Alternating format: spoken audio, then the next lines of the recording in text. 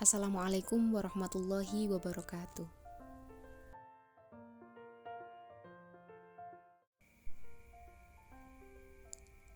Kegiatan minggu pertama, inventarisasi bahan pustaka. Pembahasan materi. Yang pertama, pengertian inventarisasi bahan pustaka. Yang kedua, buku induk. Yang ketiga, langkah-langkah inventarisasi. Dan yang keempat, inventarisasi bahan pustaka secara elektronik. Saat mendengar kata perpustakaan, orang biasanya akan membayangkan sederetan buku-buku di dalam rak. Bayangan hal tersebut ada benarnya, karena di perpustakaan tersimpan sejumlah bahan pustaka yang disusun secara teratur berdasarkan aturan yang telah ditentukan. Bahan pustaka yang ada di perpustakaan biasanya berasal dari pembelian, sumbangan, hadiah, ataupun tukar-menukar. Sebelum bahan pustaka tersebut digunakan, maka terlebih dahulu harus didaftarkan dalam buku induk perpustakaan. Kegiatan pendaftaran koleksi inilah yang disebut inventarisasi bahan pustaka. Kita masuk ke materi pertama, yaitu pengertian inventarisasi bahan pustaka. Inventarisasi bahan pustaka merupakan suatu kegiatan pencatatan setiap bahan pustaka yang diterima oleh suatu perpustakaan ke dalam buku induk atau buku inventaris perpustakaan, yang menyangkut semua data bibliografi yang sesuai dengan kebutuhan pelaporan dan database, sebagai tanda bukti pembendaharaan atau pemilikan perpustakaan. Kegiatan inventarisasi perpustakaan ini adalah kegiatan pencatatan semua bahan milik perpustakaan yang dilakukan oleh petugas perpustakaan atau pustakawan. Kegiatan tersebut dilakukan sebelum bahan pustaka diproses di bagian pengolahan. Tahap kegiatan inventaris. Yang pertama, pemberian cap atau stempel kepemilikan perpustakaan. Yang kedua, pemberian nomor inventaris buku atau nomor induk buku. Dan yang ketiga, pencatatan data koleksi ke dalam buku induk atau buku inventaris. Beberapa perlengkapan kegiatan inventarisasi bahan pustaka yaitu: yang pertama, ada buku induk atau buku inventaris. Di dalam buku induk atau buku inventaris ini berisi kolom-kolom yang berhubungan dengan bahan pustaka, seperti judul buku, pengarang, penerbit, tahun terbit, dan lain sebagainya. Yang kedua, ada cap atau stempel inventarisasi, yang berisi nama perpustakaan yang bersangkutan, ada kolom inventaris, tahun, dan tanggal waktu buku itu dicatat dalam buku inventaris. Dan yang ketiga, ada cap atau stempel perpustakaan yang berisi nama, alamat, dan simbol perpustakaan yang bersangkutan.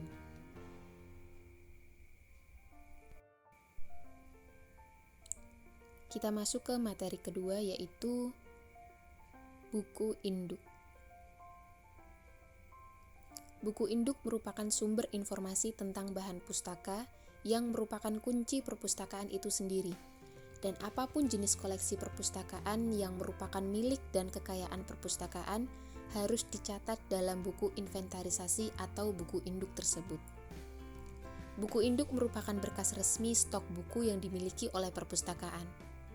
Buku induk ini harus disimpan secara cermat dan tidak boleh hilang, karena buku induk perpustakaan merupakan berkas dasar dari buku atau dokumen yang dimiliki oleh perpustakaan. Fungsi buku induk. Yang pertama, mendaftarkan segala bahan pustaka yang ada di perpustakaan. Yang kedua, mengetahui jumlah bahan pustaka yang dimiliki oleh perpustakaan. Yang ketiga, mengetahui jumlah bahan pustaka pada tahun tertentu. Yang keempat, menemukan judul-judul bahan pustaka yang hilang atau rusak. Yang kelima, mengetahui asal atau sumber dari mana bahan pustaka itu berasal. Dan yang keenam, mengetahui jumlah buku berdasarkan golongan. Buku induk dibuat berdasarkan urutan nomor. Dalam pencatatan ke buku induk, bisa digunakan buku besar yang terbagi atas kolom-kolom. Nah, kolom-kolom tersebut disediakan untuk menuliskan keterangan yang berkenaan dengan bahan pustaka yang dimiliki, antara lain membuat nomor urut, tanggal terima, nomor induk, pengarang, judul, edisi, penerbit, tahun, asal, harga, dan keterangan lainnya.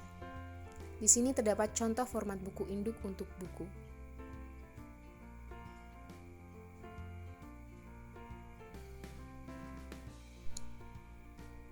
Selanjutnya materi yang ketiga, langkah-langkah inventarisasi. Di dalam melaksanakan kegiatan inventarisasi bahan pustaka, terdapat langkah-langkah yang harus dilakukan. Langkah yang pertama, langkah penerimaan bahan pustaka. Yang harus dilakukan adalah memeriksa penerimaan, memisahkan buku yang tidak sesuai dengan pesanan, dan membuat serta mengirimkan tanda bukti penerimaan buku. Langkah yang kedua, langkah pengecapan, yaitu pemberian cap stempel perpustakaan dan stempel inventarisasi. Langkah yang ketiga, langkah pencatatan. Nah, dalam langkah pencatatan ini, semua buku yang diterima dan telah dibubuhi stempel dicatat dalam buku induk dengan mengisi kolom tanggal terlebih dahulu. Setiap buku mendapatkan nomor induk atau nomor inventarisasi yang berbeda. Nomor induk ini menandai setiap buku dan berguna untuk membedakan buku yang satu dengan buku yang lainnya. Bentuk nomor induk bermacam-macam, tergantung dengan kebijakan masing-masing perpustakaan. Berikut terdapat langkah-langkah pencatatan. Yang pertama, mencatat bahan pustaka satu persatu, mulai dari penerimaan yang paling awal dengan penerimaan yang paling akhir. Yang kedua, mencatat mulai dari kolom nomor urut dengan angka nomor yang paling kecil, dilanjutkan dengan nomor urut seterusnya setiap kali menerima bahan pustaka. Yang ketiga, kolom tanggal diisi dengan tanggal pencatatan penerimaan bahan pustaka. Yang keempat, kolom nomor induk diisi dengan nomor induk buku, misalnya 001-2008. Yang kelima, kolom pengarang diisi dengan nama pengarang dari bahan pustaka yang dicatat. Yang keenam, kolom judul diisi dengan judul bahan pustaka yang sedang dicatat. Yang ketujuh, kolom edisi berisi keterangan edisi buku diterbitkan. Yang kedelapan, kolom penerbit diisi dengan nama penerbit buku. Yang kesembilan, kolom tahun diisi dengan tahun penerbitan yang tercantum dalam buku. Yang ke-10, kolom eksemplar diisi dengan keterangan jumlah eksemplar bahan pustaka. Yang ke-11, kolom harga satuan diisi dengan harga setiap bahan pustaka bila berasal dari pembelian. Yang ke-12, kolom asal buku diisi dengan keterangan nama toko buku, pembelian atau sumbangan. Yang ke-13, kolom nomor panggil diisi dengan nomor klasifikasi buku berdasarkan DDC. Dan yang ke-14, kolom keterangan diisi dengan keterangan yang diperlukan, misalnya buku hilang.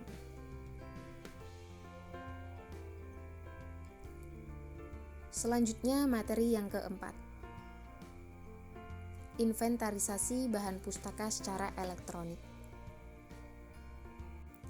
Inventarisasi bahan pustaka secara elektronik yaitu dilakukan secara elektronik atau dengan bantuan media komputer. Langkah-langkah pencatatan pada inventarisasi bahan pustaka secara elektronik ini sama dengan langkah-langkah inventarisasi bahan pustaka secara manual. Perbedaannya hanya terletak pada proses pencatatannya saja. Ada beberapa program yang dapat digunakan untuk inventarisasi bahan pustaka secara elektronik yang sederhana. Di antaranya Mrs. Word, Mrs. Excel, dan Mrs. Access. Di samping itu, saat ini telah banyak program-program aplikasi komputer yang ditawarkan untuk inventarisasi bahan pustaka secara elektronik, yang sekaligus dapat digunakan untuk katalogisasi penelusuran sirkulasi dan pelaporan.